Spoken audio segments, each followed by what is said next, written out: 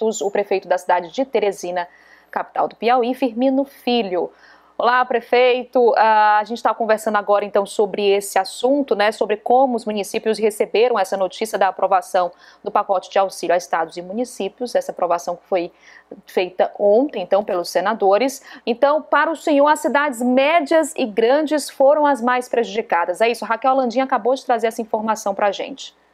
Bom dia. De fato, bom dia, prazer falar na CNN. De fato, nós tivemos uma decepção, né, com o processo de negociação e com a aprovação desse pacote que foi feito lá no Planalto.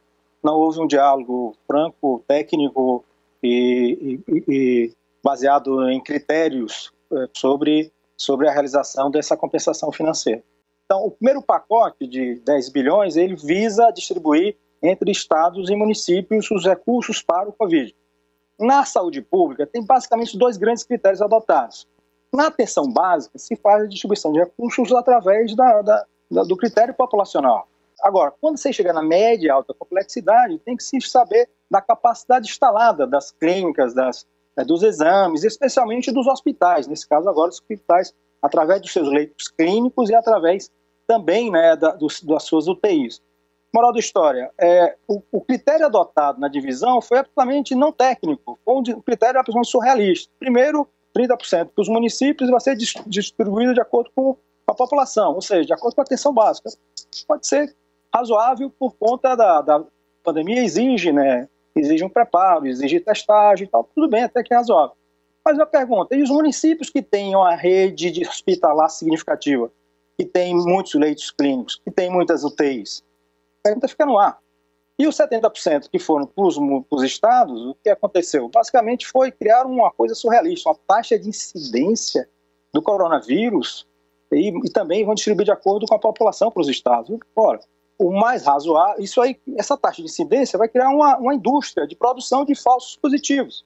Óbvio, os estados agora vão começar a produzir positivar em alta escala para que depois o Ministério reconheça e, portanto, tenha acesso aos recursos. Segundo ponto importante, vem cá, nós vamos esperar que os estados possam fazer essa rede hospitalar depois que venham a ser infectados, ou a gente tem que se prevenir e incentivar os municípios e os estados a construir essas redes clínicas e essas UTIs agora exatamente quando ainda esse pico não chega, quando ainda a pancada não é grande demais. Então, é um contrassenso, quer dizer, essa distribuição ela foi equivocada pelos critérios técnicos do próprio Ministério da Saúde. Nós entendemos, né, que o Ministério da Saúde eventualmente não participou dessa discussão. Mas, olha só para se dar uma ideia, os municípios brasileiros têm mais leitos que os estados. Os municípios brasileiros têm aproximadamente 92 mil leitos, os estados apenas 82 mil. Então, são os municípios mais habilitados para o enfrentamento do coronavírus. E isso precisa deixar claro. Isso foi desrespeitado pelos critérios adotados nessa divisão dos recursos da saúde referente ao coronavírus. Ô, prefeito. Na sequência, tem mais dois itens. Nós temos itens referentes à suspensão do pagamento de dívidas e temos os itens relacionados a recursos livres para compensar a perca de receita que os municípios e estados tiveram. Pois bem, quando se fala de suspensão de dívida nacional e internacional, o que acontece? Os estados vão deixar de pagar 52,2 bilhões. Os municípios devem quase nada. Os municípios que devem são os poucos grandes municípios no Brasil. São Paulo, Rio de Janeiro, devem aproximadamente 7,3 bilhões. Então, aqueles estados que mais devem, aqueles municípios que mais devem, vão ser os maiores beneficiados. E quando se chega, ou seja, aquele município se comportou direito, tem pouca dívida, aquele estado comportou direito, tem pouca dívida, não foi beneficiado. Aí quando se chega para os recursos livres, eventualmente, para compensar a perca de receita que os estados e municípios tiverem, a grande decepção. Por quê? O que aconteceu com municípios pequenos, que não têm rede hospitalar, que não estão sofrendo com o coronavírus? Eles foram 100% compensados através do FPM. Os municípios, os estados queriam compensação em relação ao ICMS. Os municípios queriam compensação em relação à cota parte de ICMS e em relação ao ISS. Na média, a compensação vai ficar aí variando em torno de 35%.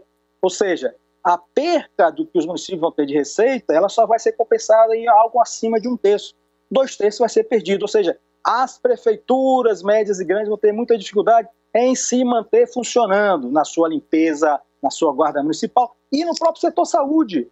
e no próprio setor saúde. Isso precisa ficar claro. Então, esse projeto de lei que foi aprovado ontem é um absurdo, absurdo. Foi uma noite mal inspirada do nosso Senado. Eu telefonei para vários senadores, chamei a atenção disso. Esse projeto de lei ele é mal formatado, mal discutido e vai provocar muitas mortes se ele ficar em vigor. Ele vai fazer com que nós venhamos a aprisionar, a segurar as mãos dos prefeitos das médias e grandes cidades, e eles não vão poder entrar nessa guerra. Aqui em Teresina nós queremos ampliar em cerca de 120 leitos de UTI. Estamos trabalhando para isso. Mas se nós não tivermos recursos para fazer essas UTIs rodarem, como é que vai ficar o funcionamento? A população vai bater aonde? Nós vamos ter muita morte. Portanto, as consequências deste tipo de compensação, elas são nefastas, elas irão causar mais morte nas nossas grandes e médias cidades. É importante que o Senado tenha consciência desse absurdo que foi aprovado ontem. Nós sabemos que foi um pacto político entre a equipe econômica, entre o Senado, e esse mesmo pacto político amanhã vai tratorar os prefeitos do Brasil.